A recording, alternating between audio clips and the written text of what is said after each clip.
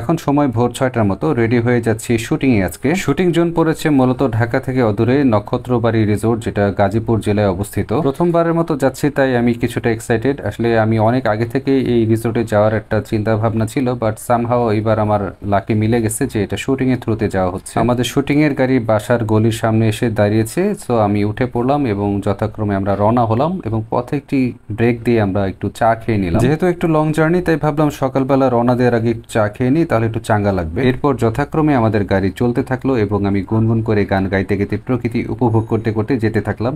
এবং সত্যি বলতে যত দূর যাচ্ছিলাম, গাজীপুর জেলার ভিতরে ঢোকার পর সেখানকার আশেপাশের পরিবেশ সবসময় আমার ভালো লাগে, যতবার গিয়েছি। এবং এখন যেদিকে যাচ্ছি সেই দিকটাও বেশ সুন্দর, চারপাশের প্রকৃতি অনেক মনোমুগ্ধকর, সেগুলো আমি বেশ উপভোগ করছিলাম বিকজ অফ আমি একজন প্রকৃতি প্রেমিক। দেখতে দেখতে আমাদের গাড়ি রিসোর্টের গেটে চলে আসলো এবং আমরা গাড়ি নিয়ে ভেতরে ঢুকে পড়লাম। অ্যাজ ইউজুয়াল রিসোর্টের পরিবেশ যেমন হওয়া উচিত, নিরিবিলি শান্ত, আমি ঠিক সেটাই পেলাম এবং যেটা আমাকে আসলেই বেশ আনন্দ দেয়। আর এখন যে শব্দ শুনতে পাচ্ছেন চারপাশে, এটা হচ্ছে এখানকার প্রাকৃতিক পরিবেশের।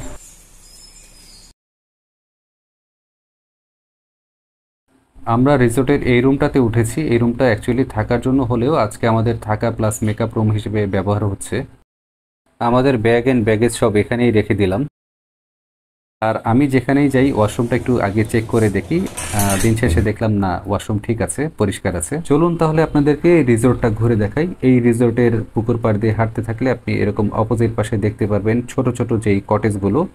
এই কটেজগুলো মূলত ভাড়া হয়ে থাকে এবং আপনি এখানে চাইলে রাত্রি যাপন করতে পারেন, থাকতে পারেন আপনার সুবিধা মতো।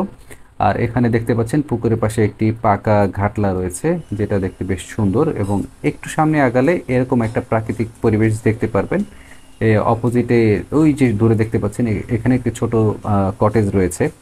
তো এরিয়াটা বেশ সুন্দর, আপনার ভালো লাগবে, সবুজ দিয়ে ঘেরা চারপাশটা। একটি কটেজের রুমের ভেতরে ঢুকে দেখলাম পুরোনো দিনের যেই পালং খাট হয়ে থাকে, রাজকীয় ব্যাপার। বিশাল একটি পালং খাট, রুমটিও বেশ বড়সড়। এখানে যে সকল আসবাবপত্র দেখতে পাচ্ছেন এগুলো একটু পুরোনো আমলের ক্যাটাগরিতে করা, যেটা দেখে বেশ ভালোই লাগলো। একটা জমিদার জমিদার ভাব মনে হলো। সোফাগুলো দেখতে আগের আমলের যে সোফাগুলো হয় সেই টাইপের। দেখতে দেখতে লাঞ্চের সময় হয়ে গেল, আমরা দোতলার দিকে চলে যাচ্ছি। দোতলায় হচ্ছে রেস্টুরেন্ট, যেখানে গিয়ে আমরা আমাদের লাঞ্চটা করব। এখানে বুফে সিস্টেম লাঞ্চ ব্যবস্থা করা আছে। তো আমরা এখন রেস্টুরেন্টে ঢুকছি এবং দোতলায় উঠতে গেলে এই জাতীয় দৃশ্যগুলো আপনাদের চোখে পড়বে। যেহেতু বুফে সিস্টেম, তাই নিজের মতো নিজের লাঞ্চ সার্ভ করতে হচ্ছে। তো আমি আমার লাঞ্চগুলো যা যা নিব মেনু, সেগুলো আমি নিয়ে নিলাম। নিয়ে তারপর রেস্টুরেন্টের ভেতরে ঢুকে গেলাম এবং এখানকার পরিবেশ আমার বেশ ভালো লেগেছে বিকজ খুব নিট অ্যান্ড ক্লিন। এই যে দেখতেই পাচ্ছেন রেস্টুরেন্টের ভেতরটা। তো আমি বসে গেলাম আমার লাঞ্চ করতে। এই হচ্ছে আমার লাঞ্চের মেনু, আপনারা হয়তো দেখতে পাচ্ছেন কিছুটা।